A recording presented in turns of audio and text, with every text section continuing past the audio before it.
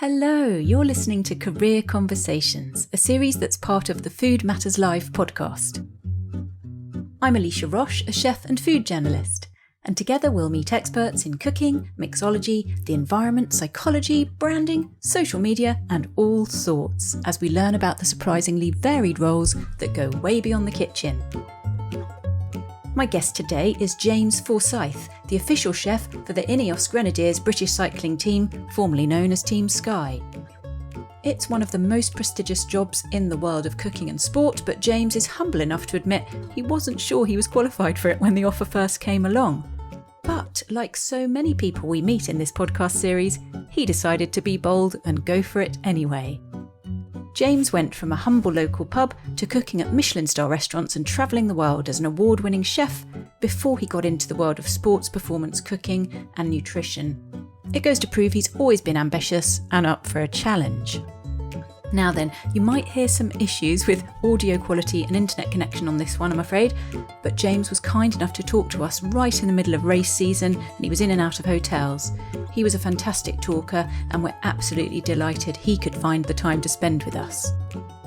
I'll be back at the end with some key info about how to get into the competitive world of cooking for sports stars, but for now, settle in and enjoy the podcast. We've done a few podcasts recently where we've had guests in exotic locations. Where are you today, James? I'm currently just northwest of Milan, in Italy. See, I had this image of you travelling on the road all the time and ending up in hotel rooms in different places. Is that about right? Yeah, that's pretty much what it is, to be honest. I spend roughly 6 months of the year on the road with the team. Every one of those nights is in a different hotel, more or less. I know being a chef is very tiring anyway, because I used to be a chef, but this sounds sort of extra tiring. It's quite an exhausting lifestyle. Now, we're recording this, and I'm no cycling expert, but even I know that the Tour de France is round the corner. How heavily involved in that are you? This year, not so much, actually. I've done the previous 5 Tour de France, but this year we decided to allow another chef on our team to take charge. So I'm more there in a sort of support and advisory role this year. Now, like I say, I'm no cycling expert, but thankfully our head of social media, Paul, is a massive cycling fan. So he was showing me things. He was very excited about you being on the podcast. And he showed me a cyclist's snack bag or drop bag. This is the stuff that they get given on the road when they're midway through a race. Now, to me, that doesn't look like food at all. There's lots of kind of electrolyte gels and rice cakes and protein bars. Are you anything to do with that bit of the job? I'm less to do with that side. That's more from the nutritionist who will specify exactly what is to be eaten at what stage of the race. And that's passed out to them whilst they're riding. My side is more the sort of pre-race fueling, which would be breakfast and dinners, and making sure that in that mealtime they're getting exactly what they need to see them through the day and meet the demands of the stage. So with the teams often on the road, where do you actually do all of this cooking? So there's a few places we can do that cooking. One is a kitchen truck, which we have, which is an absolute luxury. It's a standard 18-litre sort of truck, which is a half dining room and half a kitchen. So it's this fully self-contained restaurant, essentially, that we will drive around the races. So we either have that, or we have just a small kitchen van, which is just the kitchen minus the restaurant, and the riders will eat in the hotel. Or pre-COVID times, we'd be cooking out of hotel restaurants, hotel kitchens. So it can be a mix of any of those three throughout the season. I guess you're monitoring with the nutritionist what these cyclists are eating to keep their performance optimum. So they can't just order stuff that's on the hotel menu, right? No, exactly. We try and send the chef to every single race across the year. Within a race, there can be 7 or 8 cyclists, and each one of them has a very specific nutritional program to follow. And it's obviously very important that they eat what is on that program and stick to the sort of guidelines. We need to provide them what they need for them to perform at the optimum level. And you'll find that some places that we do stay, it's very difficult to get what they actually need in some of the hotels and restaurants. That's why we take chefs to those places. So at the kind of level you're dealing with, these top world-class cyclists, what kind of stuff would they eat in a day? I mean, I've heard it's like 6 or 7 meals a day. Is that right? Yes, it's not quite that many, to be honest. I mean, they will have breakfast as normal, as a normal person does, but it's more the volume of what they eat at each meal time would probably equate to 6 or 7 of yours or a normal person's meals. So we obviously have to think of the staple fuels, what's going to fuel our efforts throughout the day, which is normally rice or pasta. So that's available at every meal time, and that's the bulk of what they will eat. Oh, even for breakfast, they might have rice for breakfast. Yeah, rice for breakfast is absolutely standard. Oh, wow. Yeah, we keep it quite plain, sometimes with a sauce on the side, but it can also be a risotto. This is for dinner now, risotto or stir-fried rice or a baked rice dish. But yeah, we need to think of food as what they're putting in their body, what purpose does it give? And rice is the optimum fuel, as it's easy to digest, it's quite easy to eat. And that's the perfect ratio of carbohydrate, protein, and water, really. I'm guessing a lot of people listening, like me, want to be healthier, want to be a bit slimmer. And actually, what you do is very interesting to them, even if they're not athletes or sportsmen or women. Because when you're cooking for athletes, as you are, they need to be strong and fit, but they also need to be light on the bike. So how do you combine all your knowledge to make sure that they're slim but strong? We can predict what the energy expenditure is per day or per training session. I mean, this mostly comes from the nutritionist and the coaches. And then the nutritionist will take that data and that will equate to X amount of weight of carbohydrate or protein. We know how much energy there is in 400 grams of rice, for example. So, and we know what they've burned, therefore they need to eat this much rice to replace that energy and to fuel for the next day. So it's very much a science in making sure that their weight is at an optimum level, maintaining muscle mass with the protein. And essentially it's quite a simple science, really. So what kind of tools do you use to measure the nutritional value of these foods? And actually, for people who are listening who aren't professionals, can you recommend any good apps or tools or sites that they could use if they want to monitor what they're eating a bit more healthily?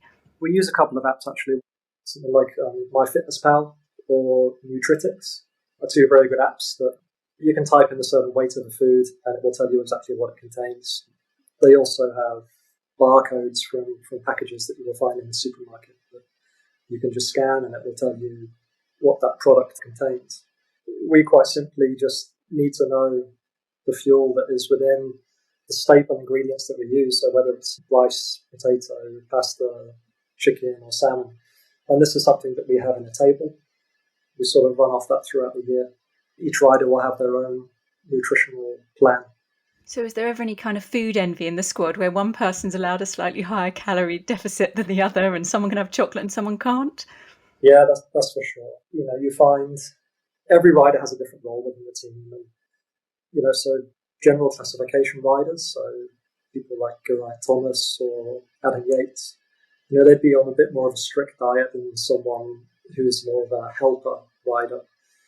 So those helpers, they can have a little bit extra Parmesan cheese on their pasta, or they can have a little cheeky treat.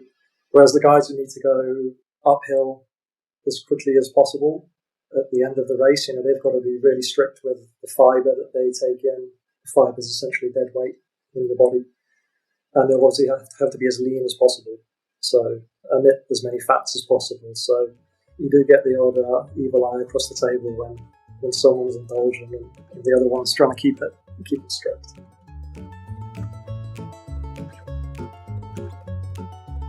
Now, I know you've got nutritionists on the road with you, but are you the only chef feeding all of these guys? Yeah, per race, we only send one chef. I mean, we are a team of 3 chefs. We hardly ever see each other throughout the season because we're all at different races. But yeah, it's one chef's responsibility per race to feed the 7 to 8 riders, working alongside a nutritionist, whether that's remotely or in person. Do you enjoy that responsibility, or do you sometimes wish you were back in the kitchen where everybody had a section each to deal with? I really enjoy that responsibility, to be honest. I think it's something that in a kitchen, you don't have that responsibility. You don't have that sole overview of, let's say, the clientele. In a restaurant, one plate can be composed of 3 or 4 different sections, whereas all of that responsibility is on my shoulders for each rider and for every single dish. So, yeah, something I really thrive on. It's a different kind of pressure than what you feel in a restaurant. I'd say actually it's a greater pressure than working in a 2-star restaurant, for example. But, it's sort of that pressure at the same time. It helps you develop and really develops your skill set. Do you ever miss the creativity of a kitchen? I imagine there's not a lot of butter and naughty things and cream that you can add to this kind of cooking. Yeah, I definitely do miss that. You have to think sports nutrition and fine dining are two completely different sides of cooking. The fine dining, you're cooking for the pleasure of the clients, and sports nutrition, you're cooking to give the athlete exactly what they need to perform at their best. So there has to be some sort of compromise in the middle there. And like you say, it's taking out the butter, it's taking out the cream, it's taking out those luxurious ingredients that you would normally find in most restaurants. But that's the challenge that I find is within this job, is to make something as delicious as you would find in a fine dining restaurant, but a healthy version of it. It can be incredibly challenging at times to try and get that same satisfaction from a dish, but being completely clean at the same time. You did start off as a chef in some very fancy restaurants, didn't you? Yeah, that's right. I actually started off in some local country restaurants and wedding caterers, but ended up moving down to London, working at a 2-star restaurant called The Square. Phil Howard was the head chef. And moved on from there to Dinner by Heston Blumenthal. Wow, an amazing restaurant. There's 4 years there combined, working in sort of Michelin-star restaurants in London. So how did you make this move from very high-end restaurants into this pretty niche world of what I'm going to call sport chefing? I think it was a stroke of luck, to be honest with you. I just got back from spending a year and a bit abroad working in Australia. I'd applied for a few jobs, and I had a message from an old colleague who happened to be a friend of the current chef in Team Sky at the time. And they were recruiting. The message got sent to me, and I replied and ended up spending a week on the road with them in the Vuelta a España in 2015. So that was essentially my trial for a week there, and it went incredibly well. And from there, I continued with the team. And were you ever into sports and cycling yourself before this role? Yeah, I was big into cycling, and Team Sky were the team to follow at the time. They were being very successful in their races, and I've always been into sports, and it's always been something that I would have liked to be involved in, but honestly didn't think I had the qualifications to be involved in an elite sports team. So yeah, I was pleasantly surprised when I actually landed the job and I got to work with Sky at the time. Well, you got lucky and had a stroke of luck, but I guess if someone's listening and they're sports mad and they also love cooking, your job sounds like their dream job. So how could young people start making the right moves to make sure they're on the right path to get into this world that you're in? I think there's a growing emphasis now on nutrition in sport and being qualified and being a sort of chef nutritionist. So definitely having some sort of qualification in nutrition will help if you are looking to apply for some jobs. At the same time, I just have to think about my story and how, without any qualifications in the field of nutrition, I managed to work for one of the best cycling teams in the world. So, you can also just try and send your CV and show a real keen interest in a specific sports team. And I think if you are passionate about sports as well as food, I think that will be seen. And if you are keen to learn on the job, which, every sports team has a world-class nutritionist, so you're bound to learn wherever you go. If that interest is there, I think it will just serve you well. The food industry in all its forms is crying out for young people to come and join it. What would you say to encourage them into the industry? I'd say if you have a genuine passion for food, then I think it's an incredibly rewarding industry to be a part of. When you work with the best produce, when you have a good relationship with the clients and the producers, if it's something that's in your heart, then I think that's the most important thing about work, is that if you believe in something and for it to be your life, I think is incredibly rewarding. And I think that's the case when you become a chef, and it does sort of take over your life a little bit. The hours are long, they're hard, but at the same time, I think you get so much back from it.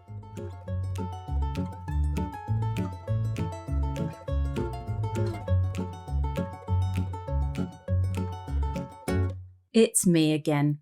That was James chatting to me from Italy just before the Tour de France kicked in.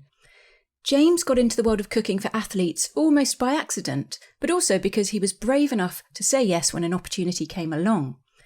If it's a career that you want to follow, starting off in a good kitchen is never a bad idea. In a good restaurant, you'll learn discipline and knife skills, hygiene skills, budgeting, food prep, things that will make you organised enough for any future cooking role. To cook for sports stars and athletes, the job title to look out for online is Sports Performance Chef. Save this to your Google alerts or similar.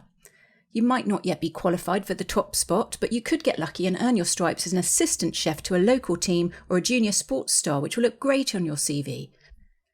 A nutrition degree or any basic nutritional qualification will also help too. A performance chef might not earn as much as you think. Even at some of the huge football clubs, for example, you'll be one of many team chefs earning around £35,000 a year. But if you get to be the head chef for an elite team of sports people, you're looking at 80 grand and above. Sky's the limit.